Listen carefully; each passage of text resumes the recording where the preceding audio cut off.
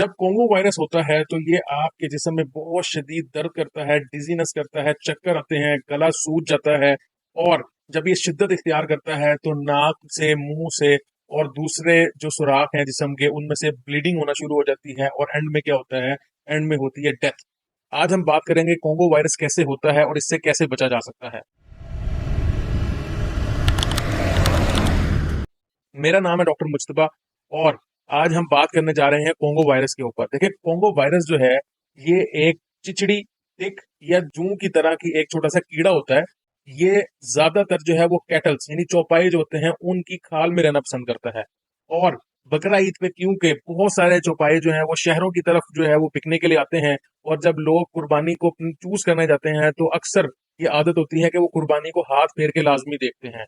देखें, कुर्बानी जो है वो एक बहुत बड़ा फरीजा है और कुर्बानी जो है वो एक बहुत बड़ा सवाब का काम है। लेकिन जहां पर ये अल्लाह ताला ने हमें सवाब का काम का कहा है, वहां पर इन बीमारियों से बचने की अकल भी अता की है। जब कोई भी इंसान किसी ऐसे जानवर के ऊपर हाथ फेरता है जिसके ऊपर वो जूं या चिचड़ी होती है, या वो चिचड़ी खुद उड़ के भी आपके ऊपर आ सकती है, और अगर वो चिचड़ी या जूं या टिक जो है वो इन्फेक्टेड हो कोंगो वायरस से और वो आपको काट ले, तो आपके जिस्म में भी कोंगो वायरस जो है वो मुंतकिल हो जाता है।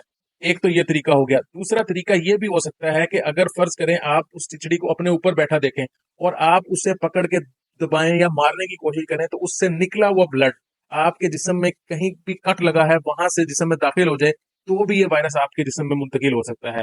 लेकिन इससे बचना जो है वो बहुत इंपॉर्टेंट है, क्योंकि इसकी जो शरह अमवात है वो 40% के करीब है, और जो इसकी बीमारी का कोर्स है वो भी बहुत ज्यादा लंबा होता है।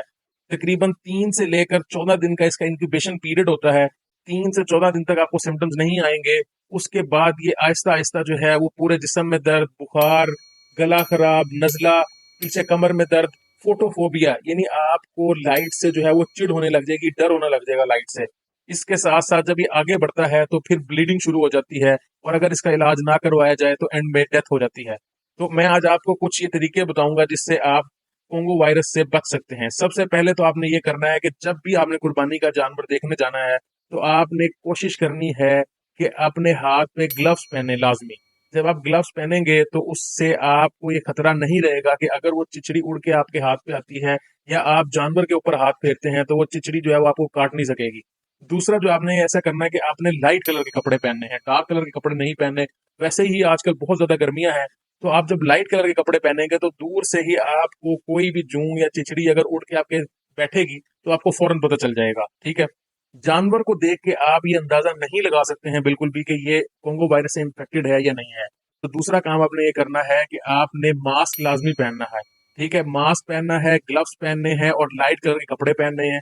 और आपको अगर इस तरह की कोई भी अलामत जो है वो ईद के आसपास या ईद के कुछ दिनों बाद जाहिर होती है, यानी आपको बुखार होना शुरू हो जाता है, गला खराब हो जाता है, पीछे कमर में दर्द या गर्दन में दर्द, शदीद दर्द हो जाता है, आपका जो है आपको लाइट से जो है डर लगना शुरू हो जाता है, तो आपको चाहिए फौरन से पहले अपने हॉस्पिटल जाएं और अपने डॉक्टर साहब से रजू करें ताकि इसका बर वक्त इलाज हो सके और आपकी कीमती जानों को बचाया जा सके।